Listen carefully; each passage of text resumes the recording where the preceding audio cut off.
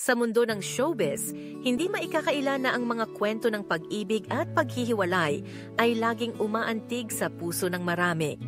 Isa na dito ang kwento ni Kris Aquino at Dr. Mike Padlan na sa kabila ng kanilang mga tagumpay at pagsasama ay nagwakas sa isang masalimuot na paraan.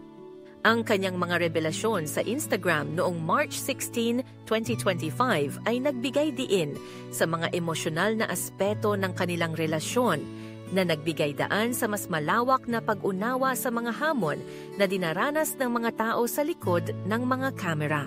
Sa kanyang post, binanggit ni Kris ang kanyang pakiramdam na iniwan siya ng doktor dahil sa pagnanais nitong makawala sa mga responsibilidad na dala ng kanilang relasyon.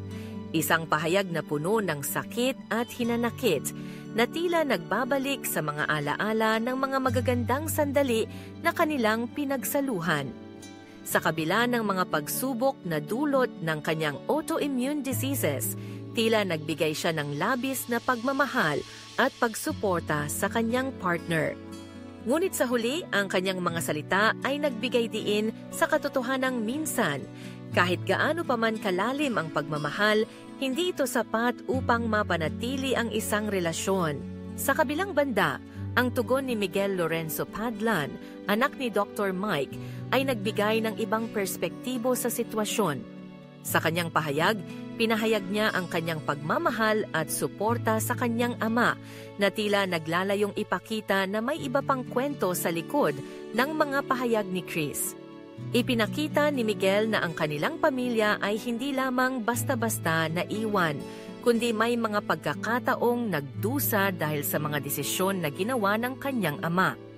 Ang kanyang mga salita ay nagsilbing paalala na sa likod ng mga pahayag at akusasyon, may mga tao ring nasasaktan at apektado.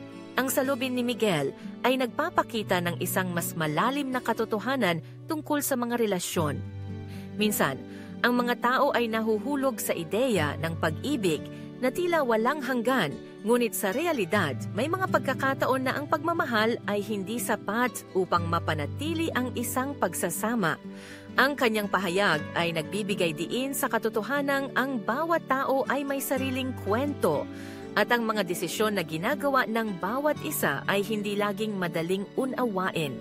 Ang kanyang pagnanais na ipagtanggol ang kanyang ama ay nagpapakita ng halaga ng pamilya at ng pagkakaroon ng respeto sa kanilang mga pinagdaraanan. Ang mga revelation na ito ay hindi lamang tungkol sa paghihiwalay ng isang sikat na personalidad at ng kanyang partner, kundi isang mas malalim na pagninilay sa mga hamon ng pag-ibig at pagkakaibigan. Sa kabila ng mga hidwaan at akusasyon, ang pag-ibig ay nananatiling isang mahalagang bahagi ng ating buhay. Ang mga tao ay nagkakaroon ng mga karanasan na nag-uugnay sa kanila sa isa't isa. At sa kabila ng mga pagsubok, ang pagmamahal at pag-unawa ay patuloy na nagbibigay liwanag sa ating mga landas. Sa huli, ang kwento ni Kris at Dr. Mike at ang tugon ni Miguel ay nagsisilbing paalala sa lahat na ang mga relasyon ay komplikado at puno ng emosyon. Ang bawat tao ay may kanya-kanyang kwento na dapat pahalagahan at igalang. Sa mundo ng showbiz, kung saan ang mga kwento ay madalas na pinapalaki at binabago, mahalaga na tandaan na sa likod ng bawat balita at revelasyon, may mga tao ring nagmamahalan at nasasaktan.